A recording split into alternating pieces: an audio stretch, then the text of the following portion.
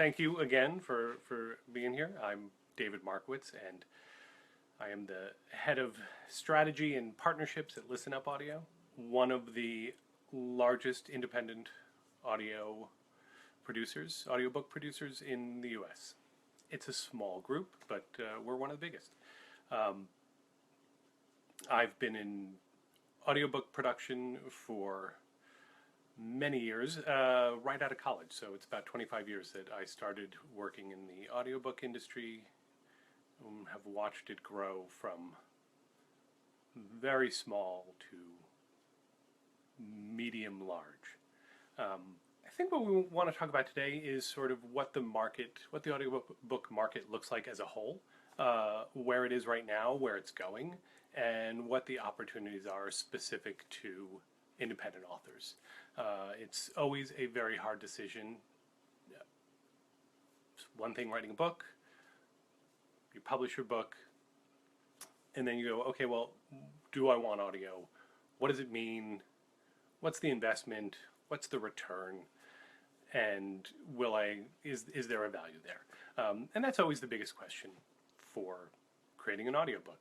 So I think what we'll do today is look at sort of this big picture, what the market's looking like, where it's going, and talk a little bit about production, distribution, marketing. So audiobooks, what's the deal? It's the fastest growing segment of the publishing industry.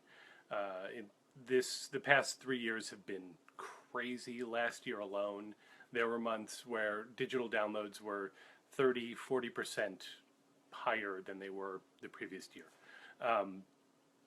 So really it is, the industry has been around retail audiobooks have been around for about 30 years, but really in the past 5 years and in the past 3 years, they've been growing like crazy. Last year there were over 35,000 titles published. In 2011 it was something like 7,000 titles. So, it's growing quickly, but what's also nice is it's still only about 3% of the publishing market as a whole. So even though there's a lot of growth, it's still a much smaller pool. And that's where it's nice for indie authors, because not everything is in that pool right now. There's all the bestsellers, but there's still a greater ability to get discovered and a greater ability to market within this still smaller pool of publishing. So we've seen a lot of growth. It's growing really quickly. Is this going to keep going? And the forecast is yes. What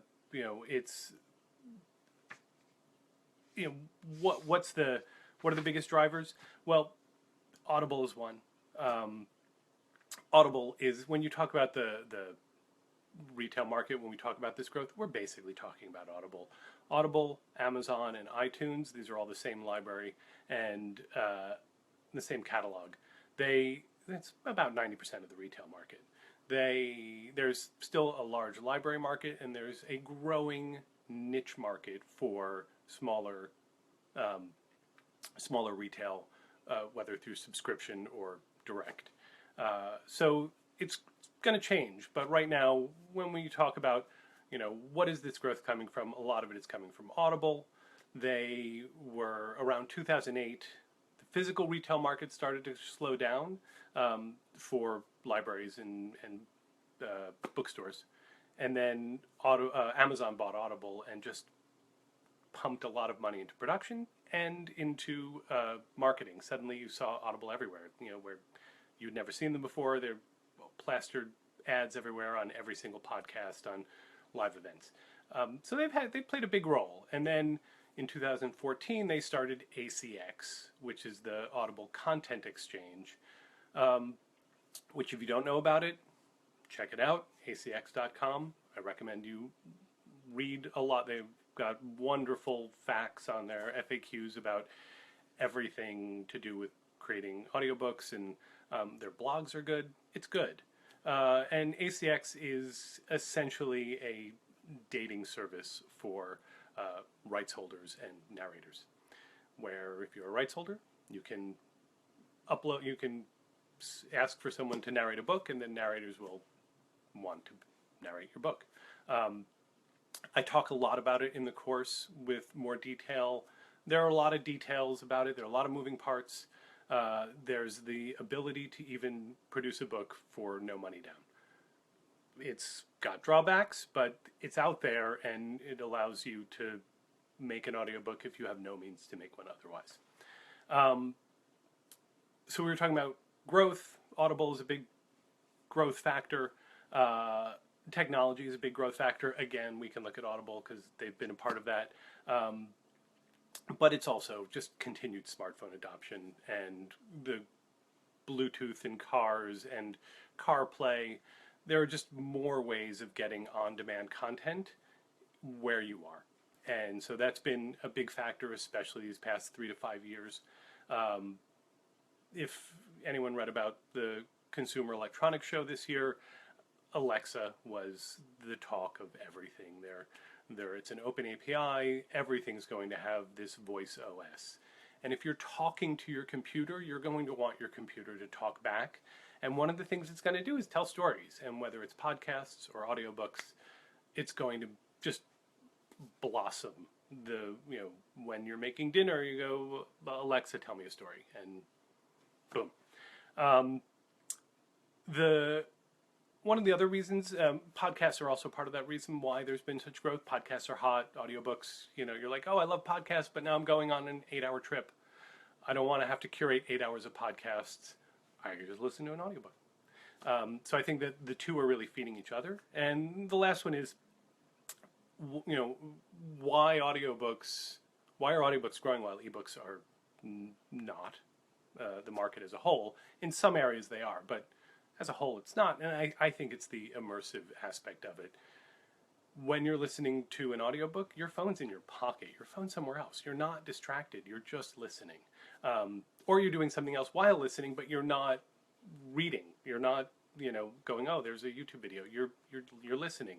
And I think reading is about that immersive experience that books still provide, and audio is just, it gives you that. And so I think people are craving that more. Like, I don't want to be on my phone. I want to be in a book.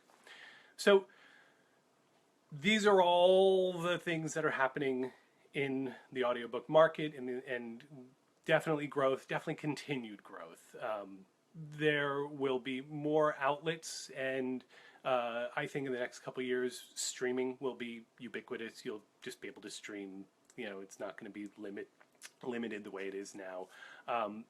And with that, it'll just be easier to be like, I want to listen to a book now. And whether it's on Audible or on Spotify or on another service, there'll be more avenues for that to happen. So then the question is, does it make sense? Does it make sense to create an audiobook? And does it make sense to create an audiobook, when you're going to be paying for it? Because it's, at the end of the day, it's going to be a couple $1,000s to produce your audiobook if it's an 80,000 word title, manuscript. So you want to really ask yourself what makes the most sense for you. I think the first thing you want to know is, it's like, you're probably not going to make a lot of money on your audiobook, especially right away. It's a long-term investment. There are markets, and there is the ability to make money on audiobooks, and there are some authors who do incredibly well on their audiobooks. If your book is already selling well, the audiobook will likely continue to do well. So if you're not really in there for making money, then what's the investment about?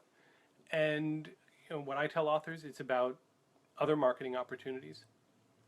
It's about other, it's about other audiences, reaching other audiences where you might not be able to with your ebook. It's partly cachet. It certainly looks nice to have your ebook, you have your audiobook. There are, in terms of marketing opportunities, some of the things that it allows you is, you're partnering with a narrator, and most narrators have their own, most narrators at this point, have a social media presence, and you can use that to your advantage. You can do author interviews with the narrator back and forth that you can put on your website. You can put it on SoundCloud and link to it. You can put it on Twitter. You can do Facebook Live again with your narrator. You can have really using their. People love the narrators, and they love learning about the whole process and sort of using those together. So that's I think one of the big ones that. And what I also talked about earlier, you've got a smaller market. So the marketing that you do has a greater impact because there are just fewer audiobooks out there right now. So there's that. There's also, they're kind of great. It's a great experience creating one. It's a great experience hearing what your words sound like, narrated either by yourself or a professional narrator. And it's a great product that you can sort of work with in other ways. It's a very digital product, and it allows you some other options. So real quickly, I want to take just like the next 5 minutes. I want to talk about the sort of the process. I want to talk about production. I want to talk about distribution. I want to talk about marketing. Again, I go into all of this in a lot of detail. Reedsy.com/learning. There's check out what the course there. But for right now, so your three options if you want to create an audiobook, you can do it yourself, and whether that means narrating it yourself or hiring a narrator. If you want to narrate it yourself, you need a recording studio, and there are recording studios everywhere, again, because technology has made it so much less expensive to create and build and have a recording studio. Where I live, there are about like a dozen, a couple miles from here. So most people, you can get to a recording studio. It doesn't have to be a specific audiobook recording studio. It just needs to be someone who knows what they're doing. You can hire a narrator, and again, they're just through the normal channels of your Craigslist or Facebook, and there are a lot of also, if you look up audiobook narrators, there are a lot of groups on LinkedIn and like that, voiceover groups. So you can do it that way, and that's if you're hiring a narrator directly, it's going to be relatively inexpensive because they're going to charge you for their time and their energy, and they'll do a lot of them will do the full production. So the other option is ACX, which we talked about. And ACX, you can either do it for free for a royalty share. So a narrator will agree to produce your book for free, and you guys will split the royalty, which is 40%, 50-50. It can be good. It can be not so good. You'll hear people raving about it. You'll hear people cursing it. That's all I can say there. You can also do a regular full production where you say, I will pay you, you negotiate a fee, and you can distribute exclusively or non-exclusively, which I'll get to. But so again, acx.com, check it out, learn what they're doing. There are a lot of options. And then the third one is what ListenUp does. You can go to an indie publisher and indie producer, excuse me. So ListenUp, for example, we work with all of the major publishers, but we also work with independent authors and independent publishers. And what we provide is the exact same service to you that we provide to Random House. And you get a casting director, you get the full service. It costs a couple dollars more in the end, but you're pretty much guaranteed that you're going to have the best quality audiobook you can get. So nice, if you can afford that route, I recommend it, but there are certainly other options out there, and you should look at them all. In terms of distribution, Audible, like I said, they're the big one, but if you look at the library market, it is a growing market. I think Overdrive is the largest library provider, and they had a 34% increase in audiobooks last year, as well as a high increase in ebooks. So the library market is certainly a growing market, and like I said, there are a lot of subscription services. There's Findaway, there's TuneIn, and Scribd have these subscription services. Findaway is the company that kind of powers it all. And I think there are going to be more in the next couple of years. So I see that power starting to shift a little bit. There are going to be a lot of other ways for people to listen to audiobooks. And so does it make sense to do exclusive with Audible? You get 40% if you do exclusive, and the majority of your sales will be with them. But non-exclusive, 25% and royalty, and then you have to do a lot of the work. But it might make more sense, especially for if you want to get to a European market or something like that. Also a growing market for audiobooks. I talk about all of this more in the course. This is just a quick look at what the distribution market looks like. And ListenUp does distribution as well. So if you produce a book with us, we'll distribute it to everywhere, or only Audible, or not Audible, but everywhere else, whatever you want. There's a company called Authors Republic, and they do the same thing. It's owned by Audiobooks.com, the second largest audiobook retailer. And so you can check them out. They do just distribution. So if you have an audiobook and you don't want to distribute directly through Audible, you can go to Authors Republic. You can call us at ListenUp. There aren't that many other options. It's a small market. And then last thing is marketing. I talked a little bit about it before, and audiobooks, you're still reaching a reader market. There are a lot of the same people. Audiobooks are readers. Audiobook listeners are readers as well. They tend to be both. So you interesting. But there are other opportunities for reaching. I think going forward, there's going to be more opportunity for reaching people who are a slightly different demographic. There's a company called Audiobook Boom. If you should check them out. When you publish on Audible, you get 25 credits, and people can go and listen to your book. And then the idea is that they'll leave a review, and obviously those really help. And Audiobook Boom is an email newsletter. You can promote a free book to their newsletter group, and then they'll with the idea, again, they make it clear, like, you should leave a review. And Audible is where most people go to check reviews, so that's great. Again, using the narrator, doing interviews, using snippets of the audio. There are something called audiograms, which you can publish on Twitter and Facebook.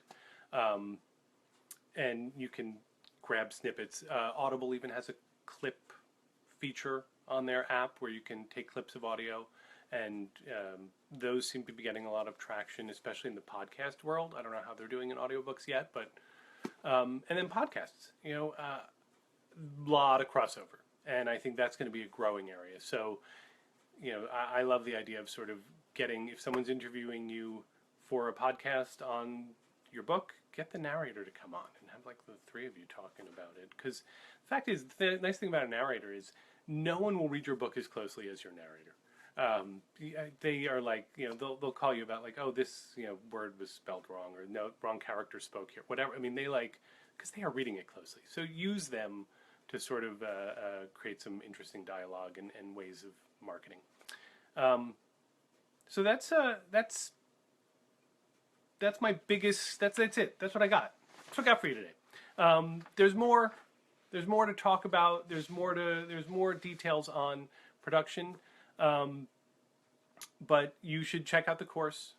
Check out all the courses on Reedsy Learning, because they're all great. And yeah, good luck. There's a lot happening. And so I think if you're even thinking about it, go for it. Keep checking it out. Take the course. You'll really learn everything you need to know. And then you can say, all right, now I know what it's going to cost me and what I need to do and who I should contact first. So, all right. Well, thank you all again, and have a great evening.